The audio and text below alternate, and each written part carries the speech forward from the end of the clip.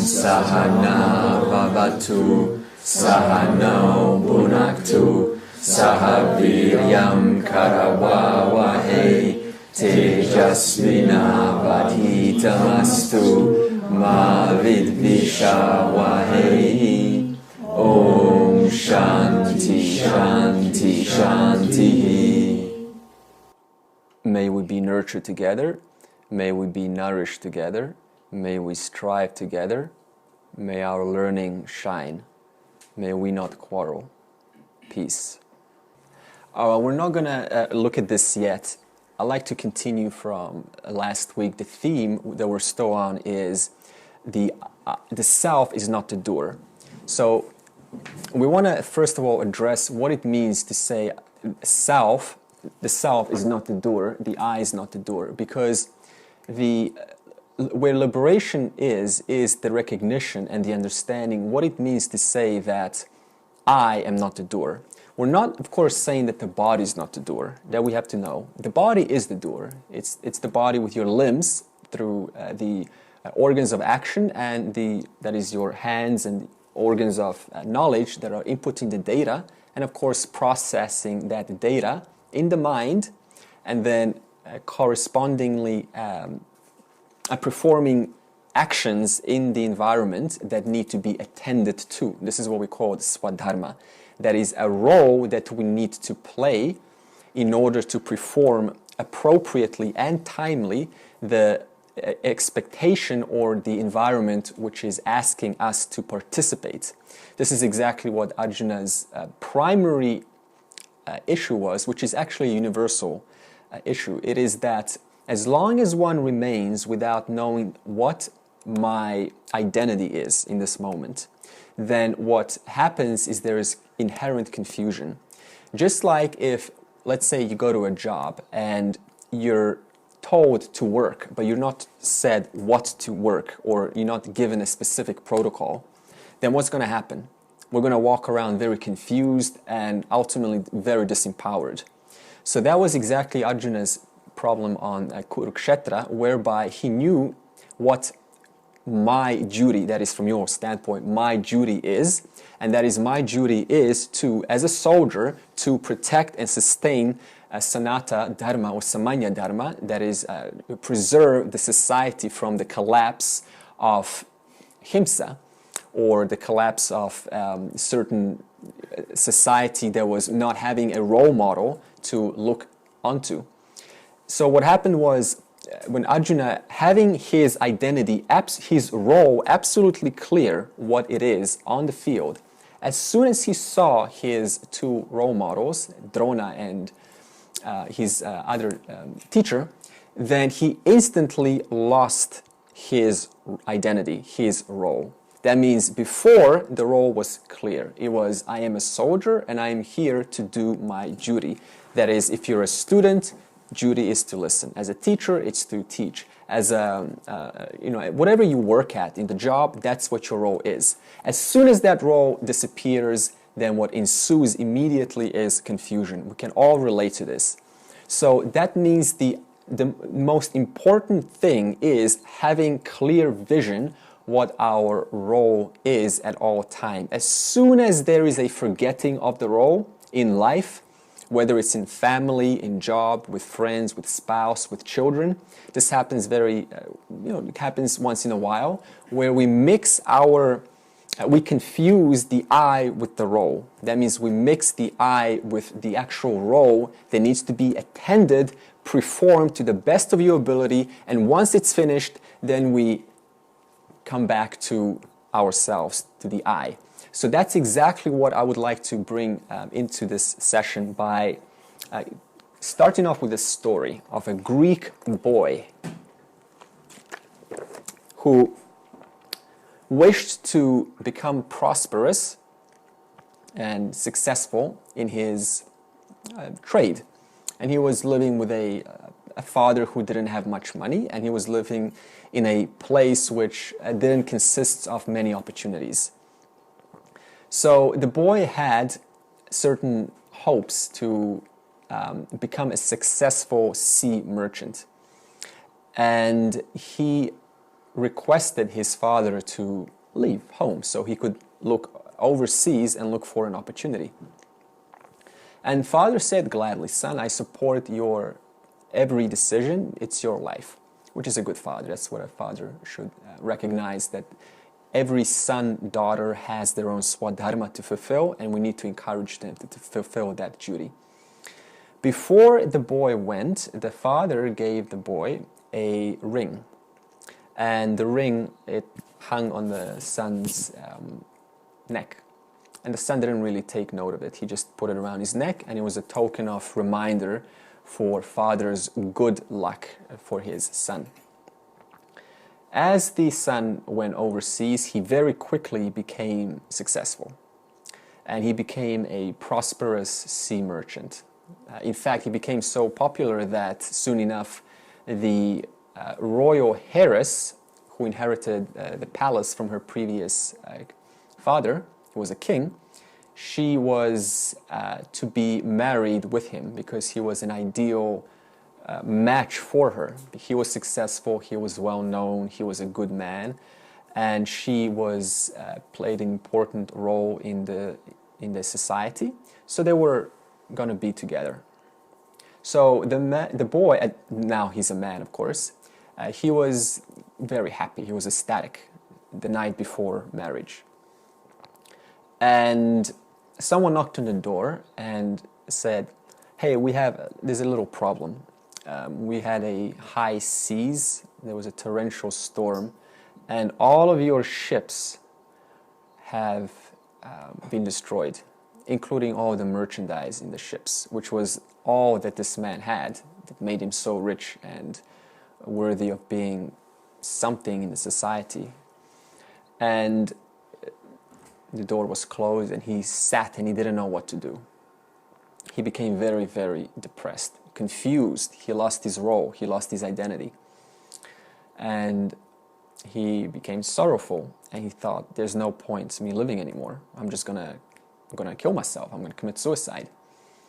And just before he was about to commit suicide, because everything that he hoped for was depending on his wealth. So he was entirely attached to his role and his wealth. And suddenly all of the wealth was gone, and so was the I, which was mistakenly linked with that wealth, also gone right along with the ships. So that means the I is now finished. So there's no point living. And just before he was about to end his life, he was tying the knot for the neck, and he accidentally hit the ring on his neck, and he didn't take note of that. So he put the knot down, and he looked at the ring, and it was an interesting ring. But as he looked closer, he saw a little inscription on the ring, and he looked closer, and it said, "Even this will pass away." And that was the words by his wise father to remind him that no matter what happens, no matter how joyful or sorrowful life gets or roles we take, even this will pass away. And of course, he, having looked at this inscription, became very hopeful and cheerful and realized, my God, so everything is indeed impermanent. Everything, even this sorrow, even this moment of utter grief and utter overwhelm and not knowing what to do and feeling like my life is over, even this will pass away. And as it turned out, with patience, of course, and what we call in Sanskrit shraddha, which is, there's a term for it, we say faith, but shraddha actually means having an open mind that something other than what I perceive or infer, there must be something beyond that. That's called faith. Something other than what I immediately perceive and something other than what I can infer with my mind, there has to be a possibility. And I, as an individual, remain open to that possibility despite it not being immediately available to me right now. That is a definition of faith, shraddha. So obviously he had some faith, some shraddha, and he decided to keep his life And next morning, they walked into the house and said, as it turned out, most of your ships have actually detached from the port, and they were able to swim away completely safe, so they didn't crash into the port and they didn't get destroyed. And so the man was very relieved, and it was obviously a happy story. It's not going to end with a suicide. It will be just depressing.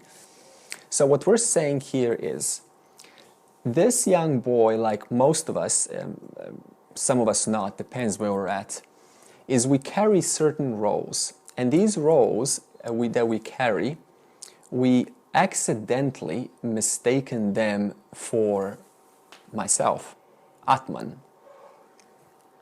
And this is what causes attachment and constant worry, because any moment in life, you're expected to do something.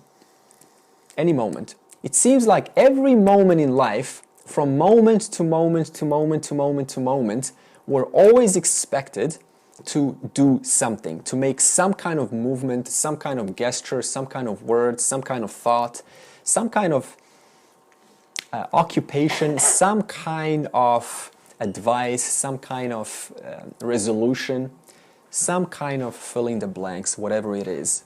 And this filling the blanks, whatever it is what we call the role. So what we want to now establish is very clear difference between this I and the role that we take on. Because we are in chapter 5 and we are on the section which is the self is not the doer, which is chapter 5 verse 13. So I really want to make sure that we cover this from many angles. Okay, let's just do a basic chart here. Mind maps. Mind maps give us some good visuals.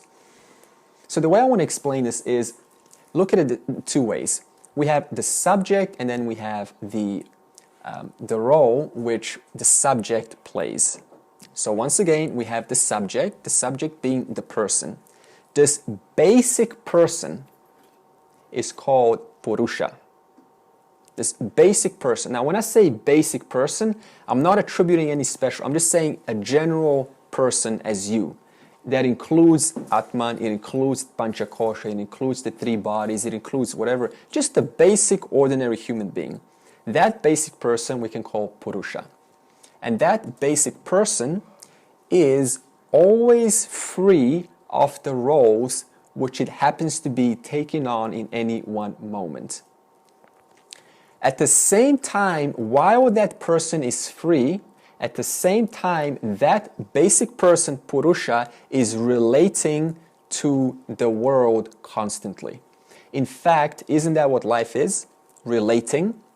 There is no life experience without relating. There is being alive, but that's different from relating. Being alive means sleeping, when there's no experience. That is deep sleep, prajna jiva. But there is no interaction with either dream characters, nor is there interaction with the physical, tangible world. So that means in deep sleep, there is prana happening, there is prana going through the body, but there is no experience. Therefore, we say there is no relating.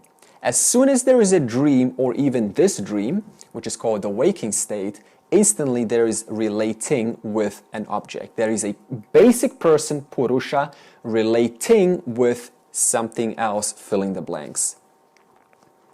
And this basic person is always in reference to. What does this mean? This is very important. It's going to help us with this, what and how the roles relate to us.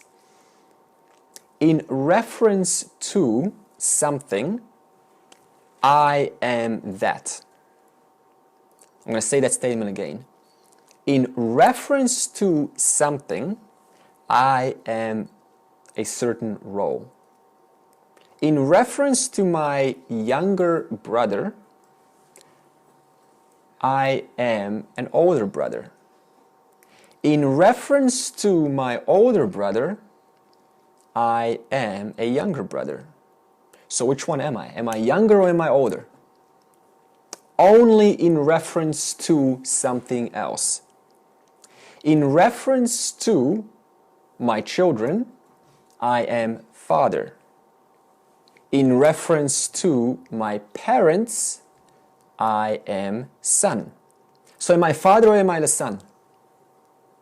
Only in reference to something else. In reference to Chinese, I am ignorant, even though I'm learning Chinese, thanks to Xinyi. In reference to English, I am knowledgeable. So which one am I then? Am I knowledgeable or am I ignorant?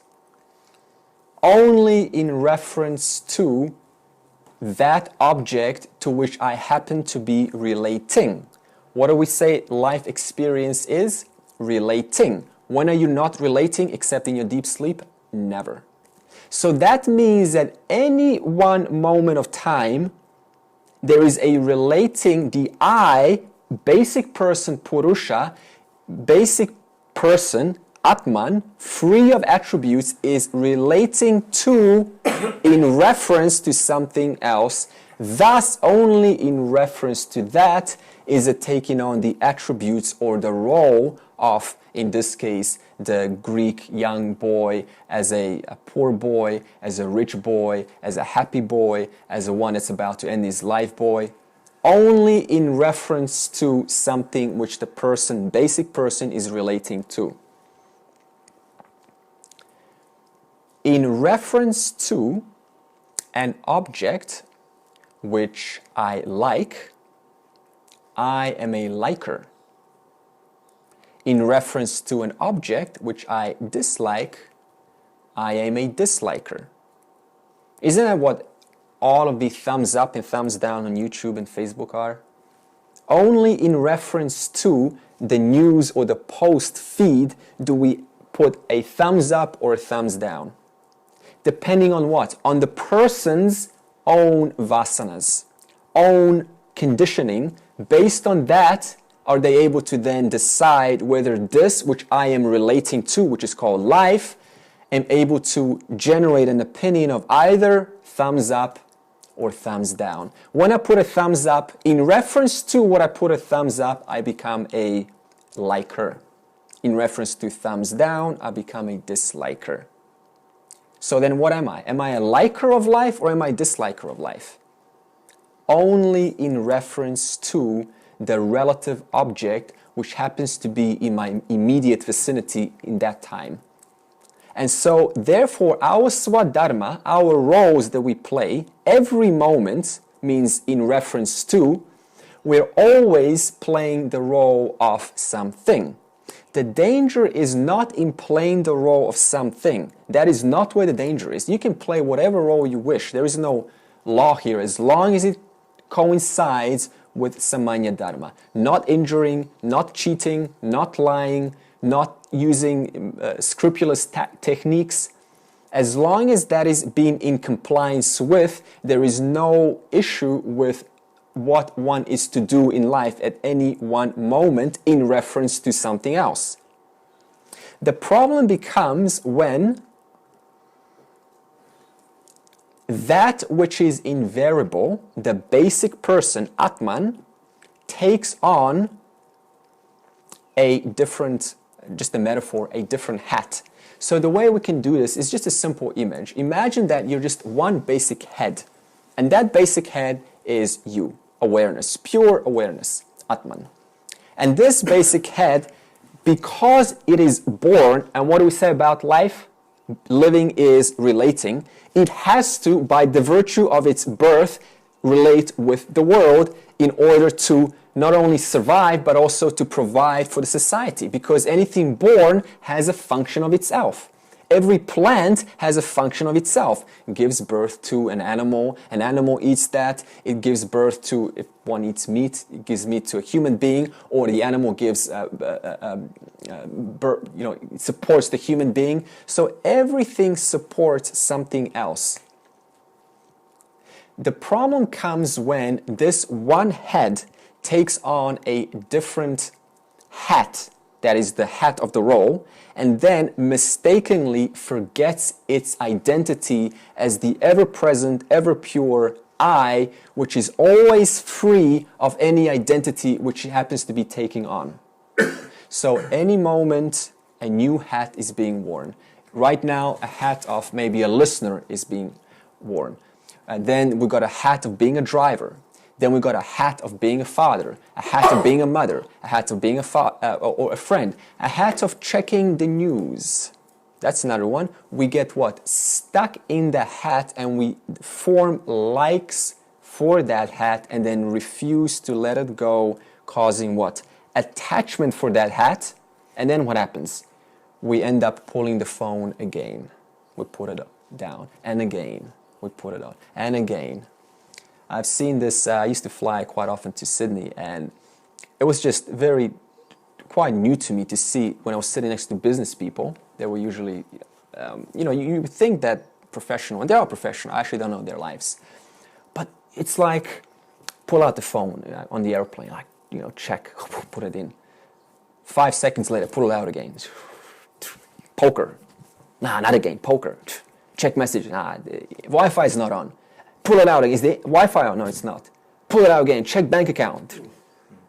I was like, this is like, I have no words for this. So the point is, once this hat gets worn as a business person, as a liker of news, as a liker of catching up with my, stock market shares and so on, then we develop a gradual attachment which in so many sophisticated, subtle ways permeates in our minds, and it establishes eventually that like, which then causes us to have a new lifestyle in accordance with that new hat, completely forgetting that original identity, which was the fact that I was completely fine without it only a couple of months or years ago. But now, having taken on that new hat, it seems as if my life cannot work without this new hat. So this is how samsara works. Very slowly it creeps in, and it always seems like everything is normal. Like, what's the problem? This is the way life is. But it's so sneaky. So that means we always have to be alert and aware so that these roles don't end up having themselves on our heads for too long. And how do we do that? We talked about karma yoga. One of the other aspects is chanting. The other aspect is scriptural reading, study, contemplation. You can read a verse from your favorite Bhagavad Gita or Upanishads, and then contemplate, in the light of what I've read, what does this mean for my life? How do I actually apply this? What does this mean in relation to the world? Being a thinker, a self-inquirer. So that identity is what we call a good hat. That's the kind of hat you want to have. So we're not saying a hat is bad nor good. There is no bad or good. It's only appropriate or inappropriate in reference to something else. If my reference is moksha, then a hat of worldly entanglements is not so appropriate. If my passion is for worldly entanglements, which that kind of person has no issue with, like a musician or an artist or anything that provides a service. See, we can't put anyone down, because even if they're wearing a hat called a tenure doctor hat, see, the very person that's thinking will actually one day need that kind of hat, a person who's wearing that kind of hat. So once again, there is nothing wrong with roles, only that we're always attuned that this role is not identified with the I. Okay, so what we covered is the basic foundation between the role and the I, and having that clear vision between the two and never confusing oneself with it. Otherwise, what happens is then, before we know it, we're in an argument. Before we know it, we're thinking injurious himsa thoughts about someone or something. It doesn't have to be performed physically, but even thinking about it, because after all, everything is Ishvara. When are you not thinking about something that is not created by Ishvara? Everything is Ishvara. So that means even a thought, what does a thought usually contain? Let's say a bubble of thought. It contains characters and objects, right? And what are those characters and objects? Who made them? Did I make them? Ishvara made it. Orders put together intelligently by 5 elements. And now I think about those orders saying what? Ishvara is imperfect.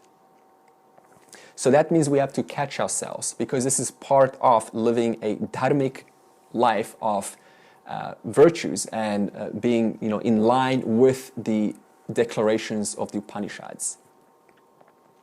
All right. So let's put this into a summary. So there is this basic person, the I am, who is the hearer, the seer, the thinker, who is taking on different roles all day long, all life long. And the logic is, I am invariable. Self is invariable, never changes, always aware of the changing phenomena of the pluralistic world.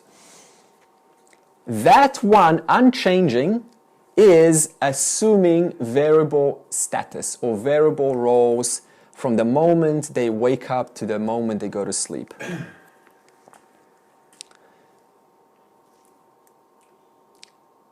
And they have no choice. In fact, you have no choice but to play a role. The only time you're not playing a role is when you're sleeping. So you're always playing a role. Now, even if there is a seeming choice, let's say you say, oh, well, I'm going to choose to have a certain occupation. And then you say, well, I've exercised my free will. Okay. But what happens once you are in the occupancy, once you're working? Is it not true that you're assigned and you got responsibilities to talk with certain people who have different personalities? That means you're what? Automatically, as though expected to act and comply in order to relate with that person who one may not like to deal with. We're expected to. Even though we made the role and we said, I want to work in this job, that's where it ends. Because once you're in there, once you're in life, as we are all the time, we're always relating. And the situations which we're relating to do not always coincide with our likes and dislikes, with our vasanas or samskaras. So therefore, our role takes on dynamism. And if it's not dynamic, it's the only other choice being rigid. And if it's rigid, then what happens is there is conflict with the world. And what does conflict with the world do? Causes agitation of the mind. And what does agitation of the mind do? Causes the mind to carry those remnants even hours later. And what does those remnants do? Make it very hard to discern between Atman, basic person, Purusha, and the role which ended 5 hours ago. So that is the importance of constantly being aware that yes, I am taking on this role right now, but once the role is finished, remember one's identity, which is what Arjuna was having trouble with on the field. Forgotten his identity as a soldier once he saw his relatives and having forgotten that original purpose.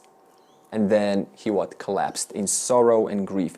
Couldn't attend to the worldly situation, to the worldly demands, which escalated in, thank God it happened, because now we have the Bhagavad Gita. So, there's nothing inappropriate or appropriate. It's always in relation to something else. Okay, coming back to assuming variable status. This status, as I said, the job, for example, let's say you're a woodcutter. To be a woodcutter, you need what? You need to deal with a chainsaw. To deal with a chainsaw, a chainsaw itself consists of many parts. And those parts you did not create. In fact, those parts came from earth. So that means no matter what occupancy you deal with, you're always ultimately dealing with the 5 elements, because everything came from earth. And earth, having an intelligence of its own, look around you, having been put together, molded, shaped intelligently by Ishvara and the truth of Ishvara is Brahman. So it always goes back to pure consciousness awareness. That means no matter what you're dealing with, including your chainsaw, is also Brahman, is also Ishvara. Okay, and this combination of things in life we call Jagat. That means the world we see now is the product of when Maya is operating in manifests. So you see the line here, Maya, that means it's in between the self and between Mithya. That means it is neither the self, it is not the self, neither is it Jagat. So how can we say that if all there is Brahman? How can I suddenly say that Maya is neither Brahman nor is it the Jagat? Then what is it? If all there is Brahman. Think about this. It's a trick question. Potential. Potential, good. If it's a potential, there's nothing to say about it when it's not in manifest, because there's nothing to see, there's nothing to experience. That means we don't even know that there is a potential if there is no manifestation called Jagat. When there is a manifestation, which is the byproduct, the effect that you're experiencing right now, called Jagat, you can then infer that by the effect, there must be a cause, because there is no effect without a cause, is there? And by the cause being Maya, being, or Ishvara if you want to put it, when Maya is projecting, there must be a cause of Ishvara. Because what's the cause of the wave? What's the cause of the wave? Oh, in the ocean, the ocean. And what? Okay, and so we stop at the ocean, do we? No. What causes the ocean? What gives birth? What? Because of what is the ocean possible? H2O. So that means we go right back to that Brahman being the both material cause, but also the intelligent cause of the entire world. And through its power, called Maya, when it is expressing, we give that name called Ishvara. So that means if we interchange between Maya and Ishvara, there's actually no difference, because some Upanishads speak of Maya as Ishvara and also interchangeably use Ishvara as Maya. So from this lesson onwards, when I start using Maya and Ishvara, start to recognize them as the same power. All knowledge, all power. But if we want to get specific, we can also say when all knowledge and all power is expressing, we call that Ishvara. When it is in potential, we call that Maya. But there is always an expression, isn't there? There's always a potential coming. There's always, now it's not here, now it is here. So it's always a potential expressing. Therefore, Maya and Ishvara are actually one. Yeah. Okay. So this scheme within a scheme is what we have, and every scheme is intelligently composed by 5 elements, which is a effect of its cause being Ishvara and the cause of Ishvara being Brahman. Shinyi, do we want to turn off the heater? It's getting hot here, huh? Okay, now let's apply logic to this. All right. Avidya. What is avidya? Ignorance. All right. Avidya is not knowing reality. That's just the basics of avidya. That means whatever is born, it doesn't know the 3 orders of reality. The Jiva Srishti, Ishvara Srishti, and the final absolute reality, Paramarthika, that is the non-changing reality. So avidya is not knowing the difference between these 3 realities, which cause constant conflict in the world. Because I don't know if it's my stuff, or am I projecting onto you? Am I talking about the absolute transactional reality, the reality that we deal with in the world, or am I talking about my reality? So having total clarity with this is what this course is about. Okay, avidya is not knowing the reality that all is indeed Ishvara, and there is no separation between Ishvara or Brahman. Can you separate the jumper from the wall? Impossible. Wherever there is a jumper, that is Ishvara, that's exactly where the wall is. So that means they are ultimately one. Okay, the ocean being the real doer, serving the needs of the total, and not just one vikara. Because if you say, what is vikara? Modification. See, our idea usually goes like this. Ishvara should provide for me alone. Like, Ishvara, make my life pleasant. So we pray, and we disregard the fact that Ishvara's, quote, job, the way Ishvara works is by serving the needs of the total. Not just one vikara, but all vikaras, all modifications in the world. So that means it is unreasonable to expect always having your way. Because let's say that two people need to get a job, and I think I should get a job. But in actuality, it will be much better according to the needs of the total if the other person gets a job. So therefore, if I do not know that all is Ishvara, then what's going to happen is if I don't get the job, I'm going to then take it on what? Myself or God. Say, God, I prayed and I didn't get the job. How could you? It doesn't work like that. So we need to understand how Ishvara operates according to the needs of the total. If it's not in the highest and greatest good for the total, then it's probably not going to manifest. Okay. So now that there is avidya being born, there is identification with just one vikara. That one vikara modification is what we call that basic person, Purusha Jiva. I am that individual. Okay. 3. I am that jiva who is a doer with what? The assumption that there is avidya, not knowing the fact that who is the actual doer? The entire ocean, serving the needs of the total. So we're still speaking of someone who doesn't know this. So I am, this is what the person who doesn't know is saying, I am that jiva who is a doer, but actually the ocean is the real doer, whose job is to serve the needs of the total. Thus the consequences are of my doing. And in order to create an environment that suits me, what does a person do? That basic person starts to manipulate the environment.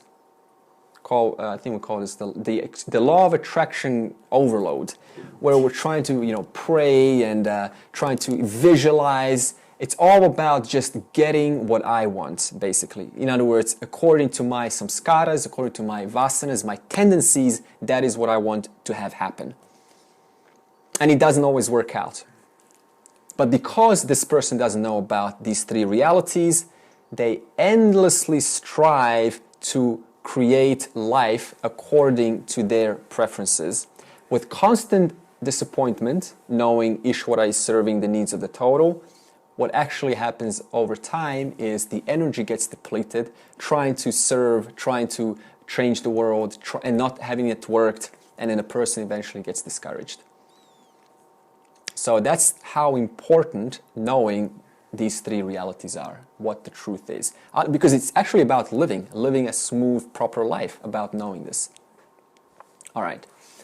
I, the doer, was still at ignorance stage, engages in the world to get maximum results. Isn't that the case per our observation? Silicon Valley, innovating, trying to beat competitors, trying to get the upper hand, trying to get more attention, trying to get more marketing leads, anything that implies results, potential. So this is still at that stage of avidya. And that I, who is enjoying, what's the enjoyer? The ego, ahamkara, the doer/enjoyer. Why does this person watch the TV?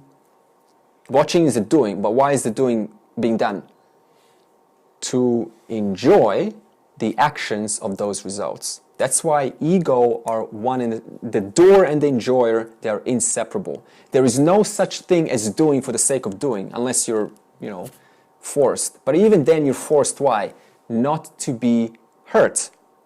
That means at least I am complying. Someone's got a gun in my head. I'm complying so that I can enjoy my aliveness later. So I'm still complying, I'm still doing so I can enjoy it later. So you cannot do unless there is a sense of what we call the enjoyer.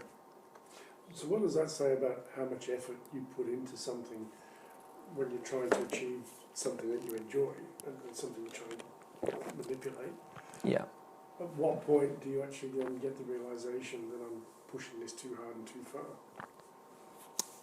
What would we say to that? At what point will we know that we're pushing too hard and too fast, despite our enjoyment in the activity? Any answers? If it affects other people. Huh? If it affects other people. Yeah, good one. Is it affecting other people's lives in a way that if you were on the receiving end, you would not appreciate it? Is it consuming and causing disbalance in other activities in life? Is it maybe causing me to spend less time with family or business? And eventually, the more time we're attached, that hat is so attractive that all the other hats which we need to attend to start to suffer because we're not attending to them. So how do we know? By being very acutely sensitive about life in total and knowing where we stand and what role we play. And if it starts to show any inconsistencies in its level, then by that sensitivity we can decide, well, this needs to be put a stop on this. I need to attend my life. This is called the art of balance, balancing life. So that's recognizing that you've got multiple hats on simultaneously. Or, multiple hats. I guess you can. Relating, because you're relating. Yeah. It's like the businessman that's fully into a situation, and his wife throws up and puts demands on him while he's trying to deal with something else, and then trying to reach that balance between where does his attention go to. So there's a big hat called the business guy, but there's small hats on top of this big hat called employee hat and boss hat and colleague hat. So there's still a management of hats. It's a hat either way. The point is, don't lose your identity with the hat. That's the lesson. Perform the hat as best your ability, as long as it complies with samanya dharma. It doesn't hurt, and it doesn't cause one to get over-attached and therefore lose themselves in that. In fact, all of the hats which end up creating destruction in the world is when they are performed without the guidance of dharma. That means I'm going to make money, but I have no sense of, is it hurting someone else? Is it unfairly causing injury for some other family which may not be immediately available to my vicinity? See, it's there was an experiment actually, why it's so much easy to bomb a civilian when they're up there, when they're in the sky, because they don't see who they're bombing. Even though they know they're launching the rockets, but they don't see the gore and the blood and the limbs they're going to fly around. So it's much easier to do that. But the closer we are to life, the more we are in touch with dharma, what is good and right. And how do we get close in life? By balance. It goes back to your question. What needs my attention? Because if I spend too much time in one hat, then I lose track of, is my attention, is my time and effort by the society required elsewhere? So it's also micromanaging. Okay. That I, who is now enjoying from my actions, see why it's my actions? Because that person does not still recognize that the actions are being served by the needs of the total, by Ishvara. So that person believes that the actions are my responsibility. I am the doer. Remember, we're still on a subject, the self is not the doer. So we're now covering what happens when the self thinks it's the doer. So that I is enjoying the results from my actions because I am small, incomplete, empty. Why do we chase objects? Why do we look for things? What causes an innocent person to be going and pursuing their time, money, and effort so much for years and years into something? To try and complete themselves. Yeah. There's a sense of, if I get that, then I will be happy, complete, and whole, recognized. I will be having the right status. Of course, this depends on their own conditioning, their own vasanas. And by the fulfillment of that position, that role, which can take years to fulfill, then I will feel complete. And it works, but temporarily. Yeah. And once that role no longer satisfies that completion, then as you know, Mithya is changing. So that means no amount of completion felt in any one moment in the Mithya world will stay. Why? Because Mithya means changing. That means when it's at its peak, when the happiness is at its peak, the virtue of Mithya is changing. So it's not going to remain at its peak. It's very common sense. So that means that there's a great, we're not saying don't depend on worldly objects. Just be careful not to get attached to the worldly hat and expect the joy from that, because it's going to change. And therefore the intensity of that's going to change. And when the intensity changes, so does happiness go right along with it. And because now I missed that original peak intensity, I'm going to then go and look for opportunities how to bring that intensity back into the present. So it causes this constant chasing of experiences. This is common in the spiritual world, trying to chase transcendental experiences. You know, feeling God, transcendental, give me more and deeper experiences. It's just recognizing everything is God, so what is there to transcend if everything is already Ishvara? Okay. So this I am who feels small, incomplete, and partial, who in actuality is awareness and isn't the door and is already full, whole, and complete. Question: why is awareness not the door? Someone explain to me. Why is awareness not the door? Because it's just the witness. Okay. More? No attributes. Good? Doesn't change. Huh? Doesn't change. Fantastic. More? Why is awareness not a door?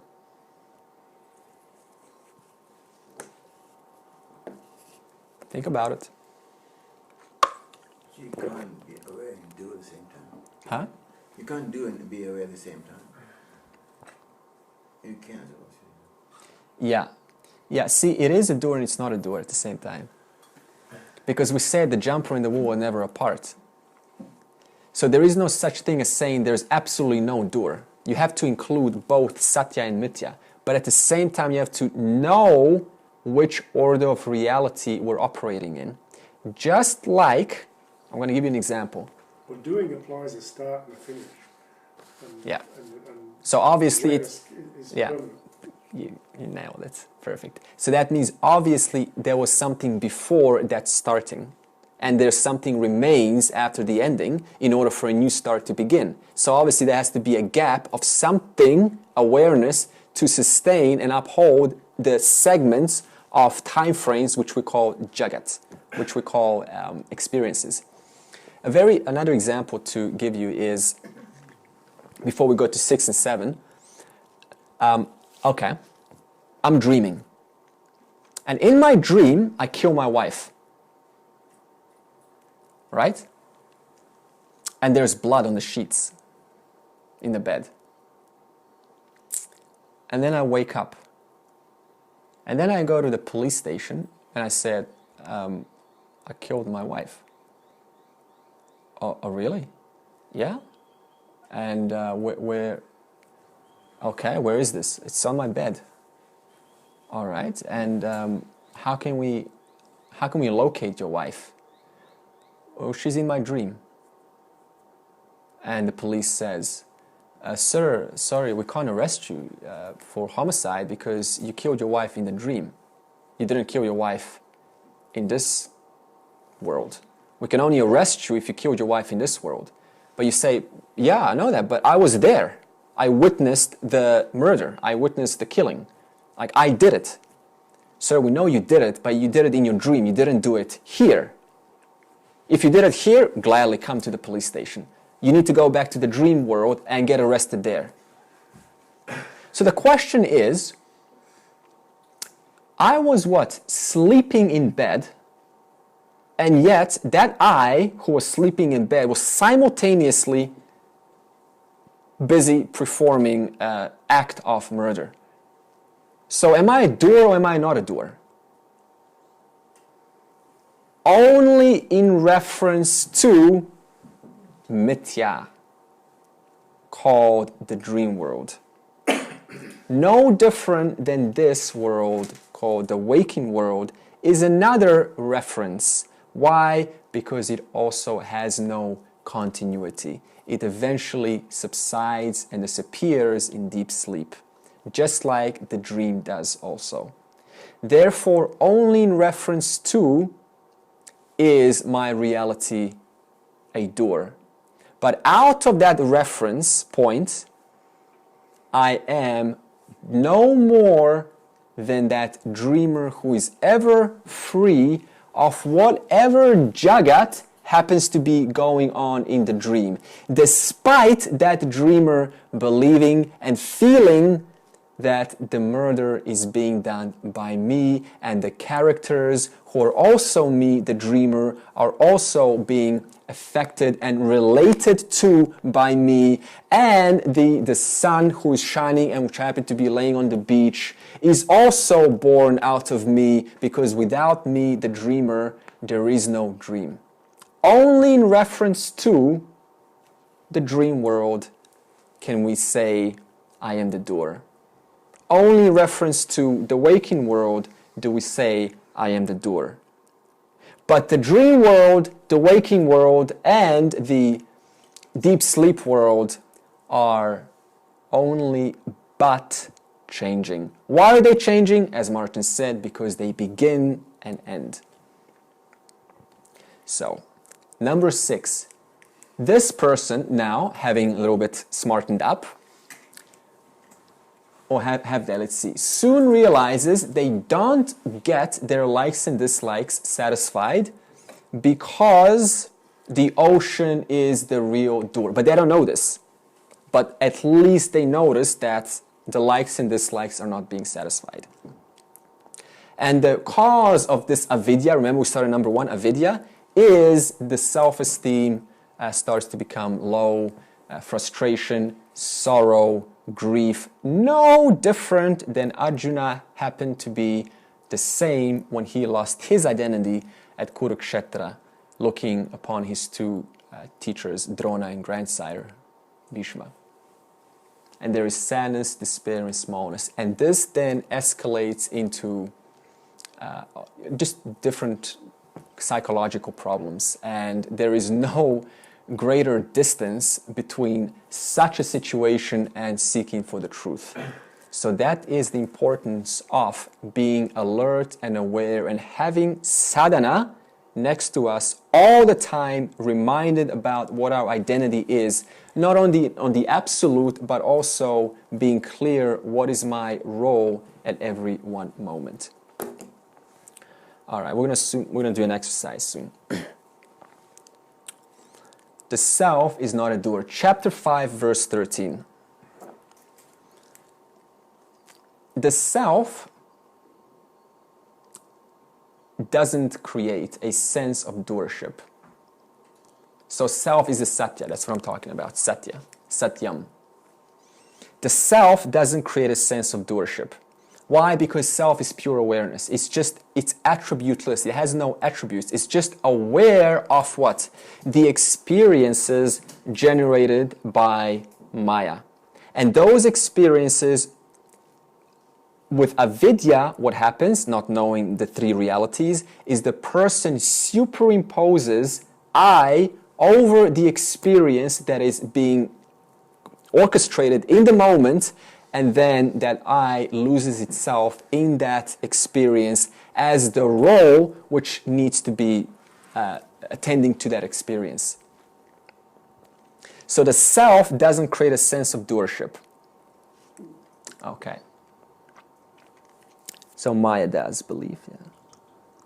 Okay, what it's saying here is this Maya generates this belief that we call, this inherent belief that we have, I am this body, mind, intellect, this BMI.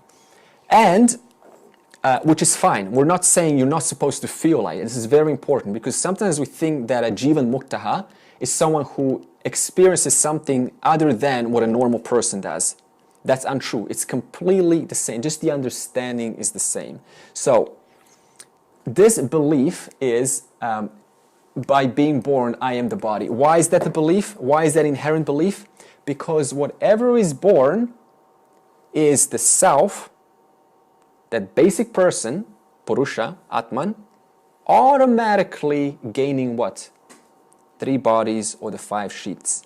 And because it is automatic, it's provided by Maya, then due to avidya, not knowing the 3 realities, Jiva Srishti, Ishvara Srishti, and Paramarthika, the absolute unchanging reality, there's an instantaneous assumption that what I am, what I see, what I experience, I must be.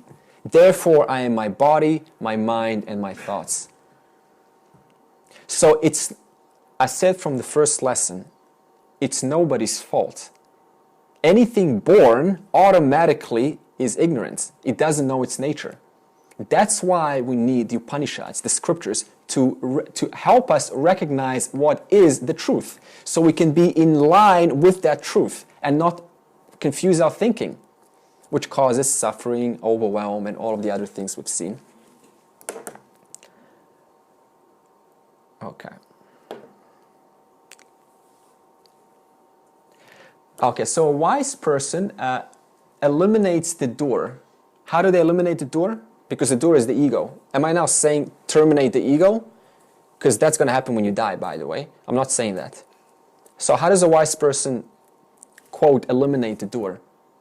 How By identifying with the self. By changing your focus from, yes, there is a doing, there is a talking, there is a listening, but that listening, talking, speaking is Maya creation, is the 5 sheets, the Panchakosha, or the 3 bodies, operating by the virtue of a human being a subtle body, having certain function, having limbs, and it has to operate in the world in order to relate with life. So a wise person also relates with life, but does not confuse or is knowing unceasingly that there is a body moving, there is a mind thinking, there is a intellect calculating, judging, assessing, discerning, but that is all a function of what?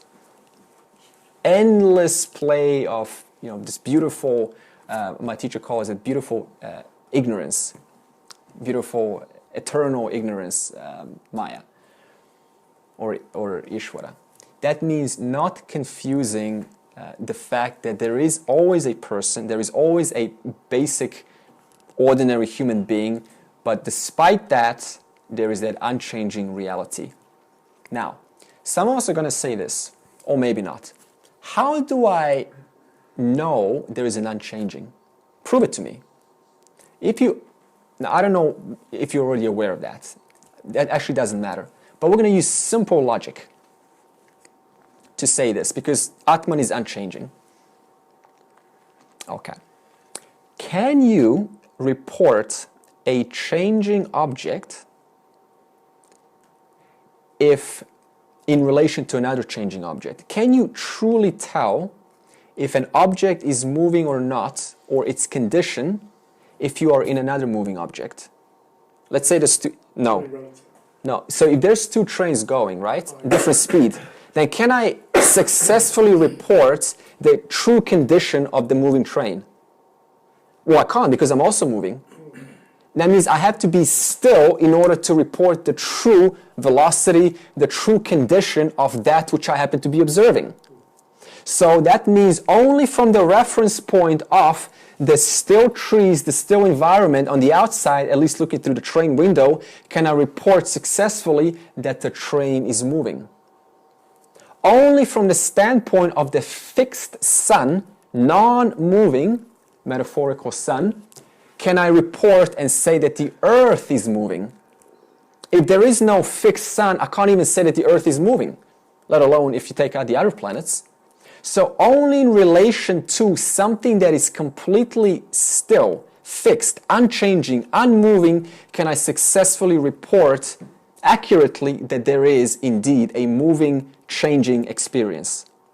Are we aware of our changing experiences? Huh? Yeah, look at this.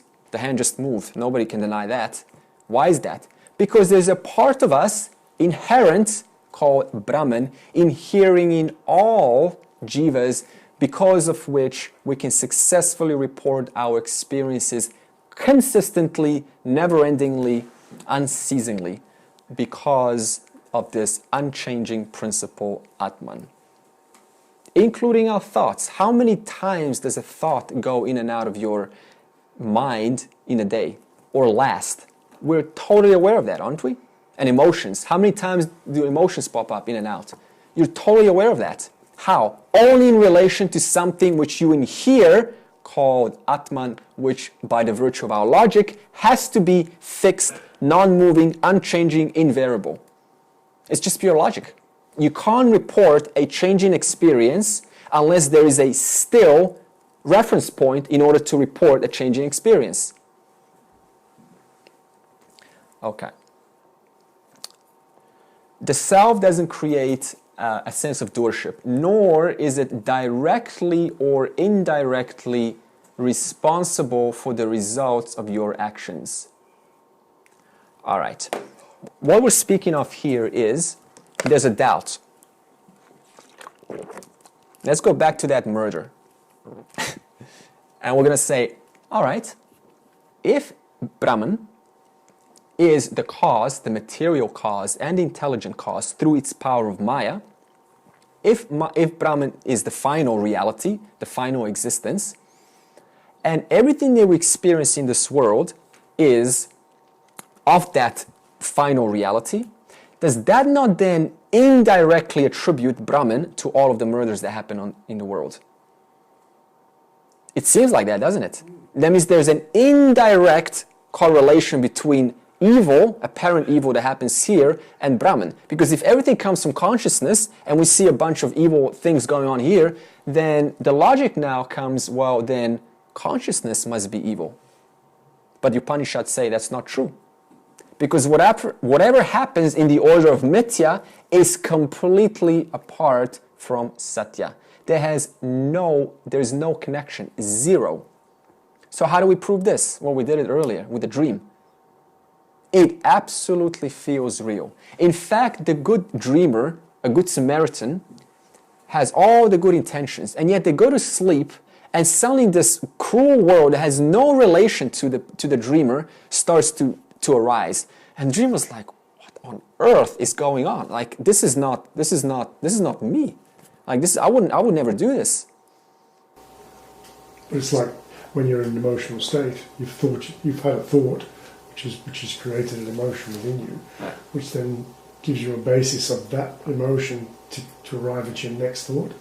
So you're in Mithya the whole time. It's relative to the relating thing you're talking about. Yeah. You're always relating to the Mithya side. You're always related to the Mithya side. And because why? Because if you take the ocean, it is endless series and causes which are beyond the human mind to count. Because let's say there's a big ocean, right? A big wave. And the wave seems like very dangerous, right? It's going to like crumble and it's going to like consume all the other waves. But what we don't realize, because our limited thinking, is that right on the other side of the world, there were certain causes and effects, let's say currents, that over time cause these different currents to travel 6,000 kilometers across the world, and then on the other side of the world cause this huge wave. And then we what? Attribute evil to this wave. But it was attributed by what? Endless series of causes and effects, which is far beyond our perception or inference. Thus, going back to Shraddha, there must be something here other than what I perceive or infer. That is faith. And that faith needs to be applied to this scripture for it to work. But isn't there a huge difference between a dream we call this a real world, a living world. A dream, like you have a dream, like you murder your wife in the dream. Yeah. Like when you wake up, that dream is not going to repeat again. I mean, sometimes it does, sometimes it doesn't. Yeah. But in real life, let's say a murder takes place, and next morning you continue with the investigation, and you carry on and you carry on, and you finish all. So it's a continuation of life. Yeah. There is no stopping. Like today you meet someone, you can continue meeting them forever. But in a dream, you do not meet the same person you see in the dream. Next moment is gone. And then you never see the person again. Absolutely. So there is a lot of difference there. So what is relative, what is unrelative? What is it? Well, it's the consequence. What is awakening? In the dream, it's only you. In the dream, yes. Everything is you. It's from but in the awakened life, the consequences from that action goes beyond you. No, but we were saying it's all a waking and a changing state. Yeah. That I see the continuity different in the real state, and continuity very different in a dream state. And that's fine, because see, in the dream state, the reason the dream is so fluid is because there's no five organs there's no physical body. That's why we can bend and fly and do whatever we want in a dream. And because of that, there is no stability. So there is no sense of continuity. That's why everything's changing. So all we're speaking of now is just a general dynamic of the dream. But despite the dream or this waking state, despite there is consistency in the waking state, it's actually the same thing, because if you look at it from a point of view of a waking state has a beginning and has an end. And then the dream has a beginning, has an end. And then the deep sleep has a beginning and an end. So that means none of these states, these three states, last. So that means even the three states that we experience, including right now, the waking, are not real. They're only real while they're real. But where is this world while you're in deep sleep? See, what real means is it never ends. It's unceasing. It's always present, never not present. In other words, it's always known. And how is it that they're able to know about this waking state that we're in now? You certainly know about your dream state. And I know you're going to say there's nothing in my deep sleep. But I'm going to ask you, do you sleep? Now, when you said, do you sleep, and you said yes, were you referring to your dream or sleeping? The dream and sleep. Yeah. Because when I wake up, I still feel like I slept, but I had a dream. Yeah. See, the thing is, we still know about when we say sleep, because when I ask you, did you go to sleep? Did you have a good sleep? You don't, and you say yes to me. You're not saying, yeah, I had a good dream. You're not referring to a dream, are you? Sleep. You're referring to something other than the dream. So that means there is, and the point is, you still know that there is a sleep. So that means you know about the waking state, you certainly know about the dream state, and despite not having any experience in the deep sleep, we still are aware that there is a sleep state. So that means that one principle, which when we get to Madhyuka Upanishad, we'll talk about, it's called Turiya. And that Turiya is that unchanging principle which permeates all the three states generated by what? Maya. And the jiva constantly undergoes through these three experiences. Vishwa, we got Prajna, Taijasa, the three jivas. So that means even this state right now is false. Why is it false? Because it doesn't last. Yeah. So a wise person still experiences all the three states, except they know through knowledge that nothing that lasts, nothing that has a beginning and an end, is by that virtue of having a beginning and an end is not real. Because what is real has to be always present, consistent. Absolutely.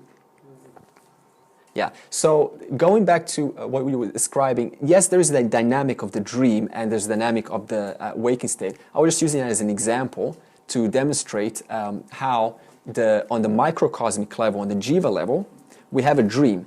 But it is exactly the same on a macrocosmic level. In fact, on the Sunday class, we're now actually going through a very good, how Brahman, being the material cause and the intelligent cause, desires and visualizes the entire universe through its power of Maya. Yeah. So, and that's exactly what a human being does. We desire, and then we visualize the world, and we manifest that world that is called our world, like my house, my family, my this, my that. So it's exactly the same on a micro and a macrocosmic scale. All right. So, the self is not responsible directly because the self is just awareness. It has no arms and limbs of itself. It needs its power called Maya to project the world. Just like when you go to sleep, once again, do you instigate the dream consciously? Whether you like it or not, the dream appears, totally out of your control.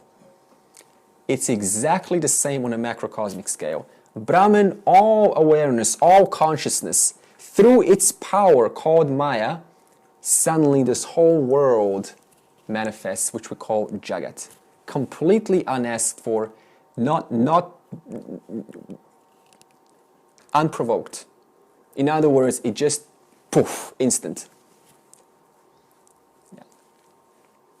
We're going to talk a lot more about this in the Sunday class because it gets now into the nitty-gritty details.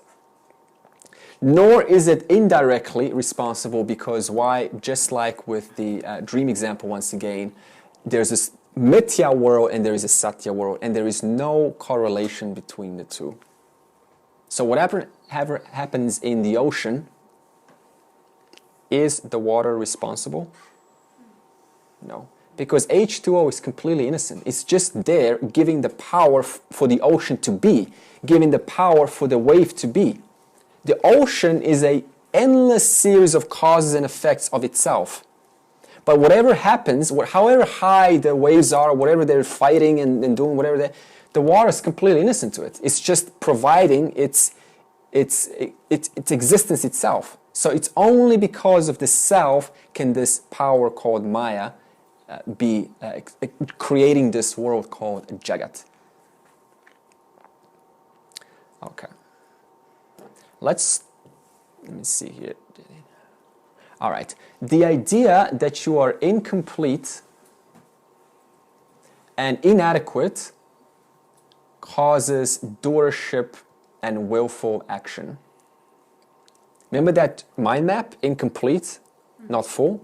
The idea that we are incomplete, inadequate causes doership and willful action. Why?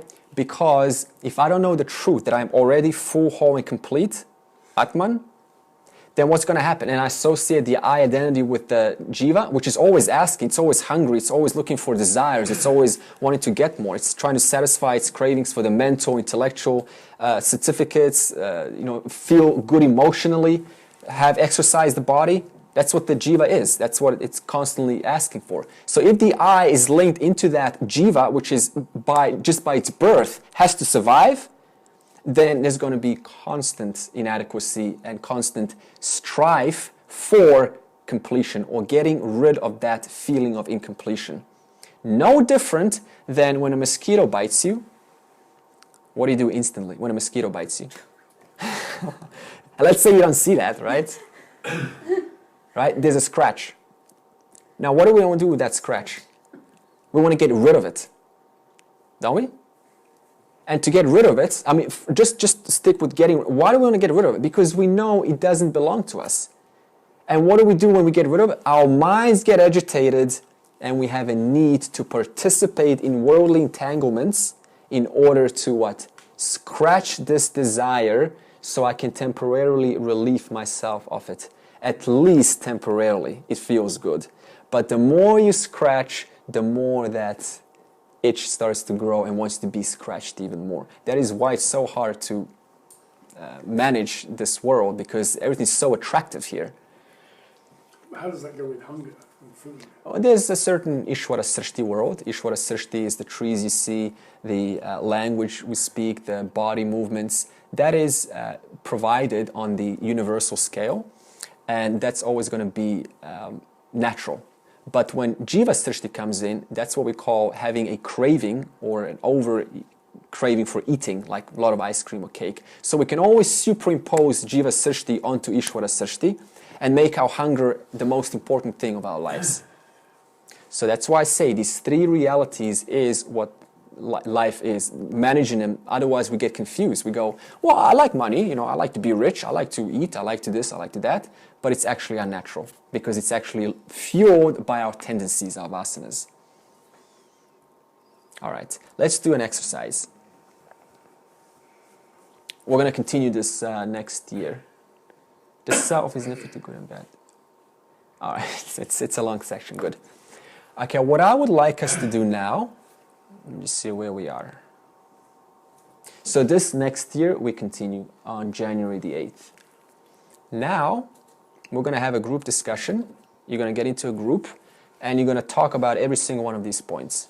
Whatever your knowledge is about the purpose of the Gita, how to communicate. Remember session 2 or 3, we did Satyam Vadam, Rutam Vadam, Priyam Vadam, Hitam Vadam. We're going to do the subtle body, the Manas, Buddhi, Ahamkara, that's the ego. Causal body, that's the Sanchita, Prarabdha, Agami. That's the, you can read the definitions here. Dharma, we got Samanya Dharma, universal. Swadharma is unique to the person. Explain the concept of free will. Tie that in with 4a, because we talked about how these karmas entwine with free will. What are some attributes of a Jivan Muktaha, a liberated person? And general, what is the purpose of Advaita Vedanta? Examples, term, how it helped you. And who am I not? Use all Vedanta knowledge to describe what the I is not. The key to moksha is not, as that one of my Nima's teacher said, is not knowing who you are as so much is it knowing who you are not. Because it's easy to know I'm unchanging. But because it's so entwined with the changing, we have to know what's the unchanging first. Okay, so group. So we got 3 groups. That group, and this group. Turn around and discuss every one of these points. Everyone gets to share something. Just so the whole point of this is to see how much you know. It's got nothing to do with right or wrong. Now the fun part.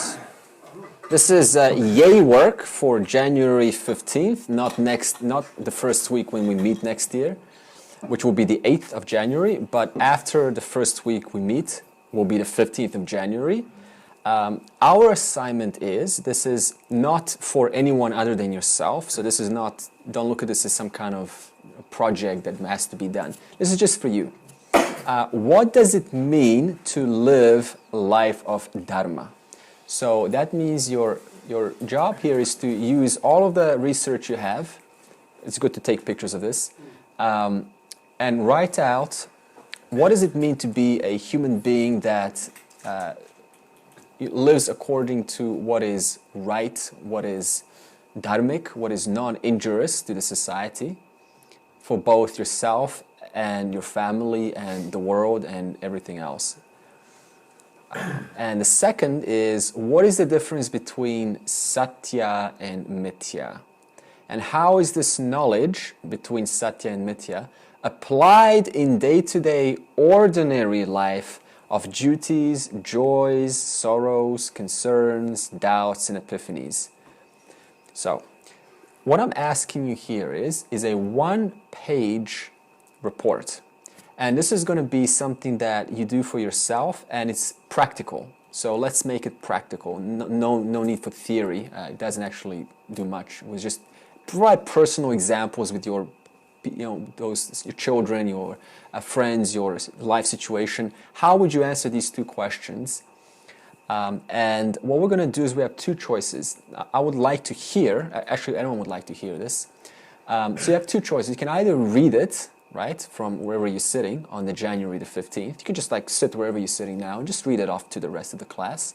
Or if you're up for it, you can present it. So you can give me the PDF, the Word document. You can type it up, and you can put some pictures in that Word document. And I'll just put it here on the iPad, and you can take the iPad where you're sitting, and you can just sort of talk from wherever you're sitting and guide us through your answer in the presentation mode. Yeah, so just look at this as a educational activity. It's to educate the rest of us, because we all want to actually hear about your because everyone has something to share, right? And it's also going to show us, it's also about building confidence, right? And to present it, it's actually, there's another level there to present it. It requires a little bit of thought and question, how can I help? How can I contribute? So this will keep you busy. A one-page report, do the best you can. And it's not for anyone, there's no right or wrong. It's for you. And to present it, the simple attitude is, how can I be of service? Right? That takes the whole tension off from presenting. Just like, how can I be of service to the class, instead of how can I make this about me? Yeah, so that's how we sort of deal with that. Okay, any questions so far about the assignment? Are we able to do this together? Absolutely. Yeah, you can do a joint work, and you can all come together, and someone's going to be a spokesman, of course, and share it. Yeah. One page. Sarve bhavantu sukhinaha, sarve santu niramaya, sarve bhadrani pashyantu, ma kaschid dukkha bhag bhavet. Om Shanti Shanti Shanti.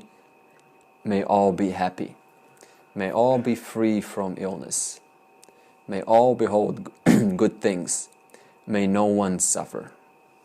Peace. Individuals. This is individual.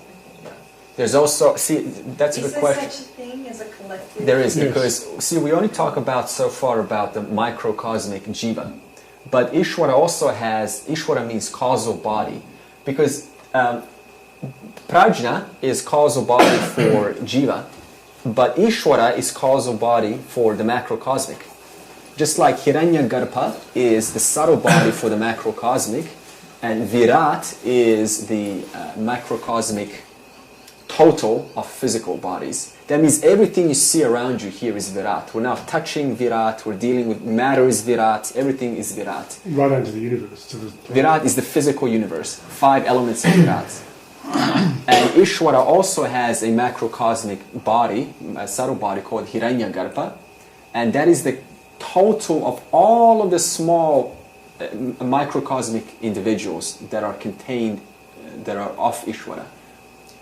So there's this macrocosmic and microcosmic. So that means that, yes, Ishvara also has Sanchita Prarabdha, but it's on the macro, it's for everyone. But now when an individual is born, a jiva, then there is a Sanchita sign just to that one jiva.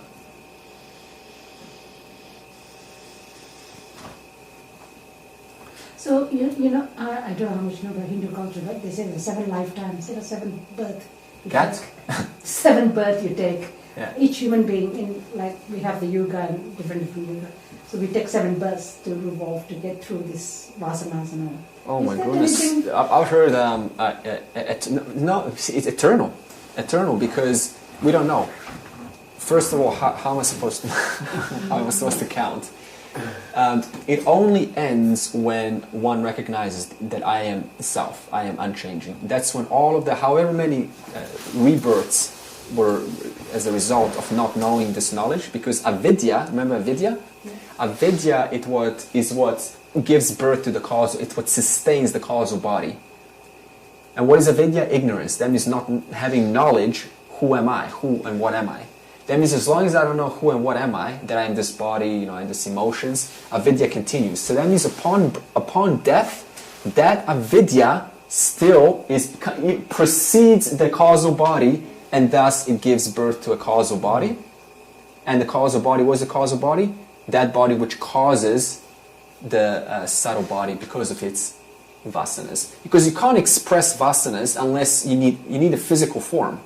You can't express desires, and there's an equipment to express desires.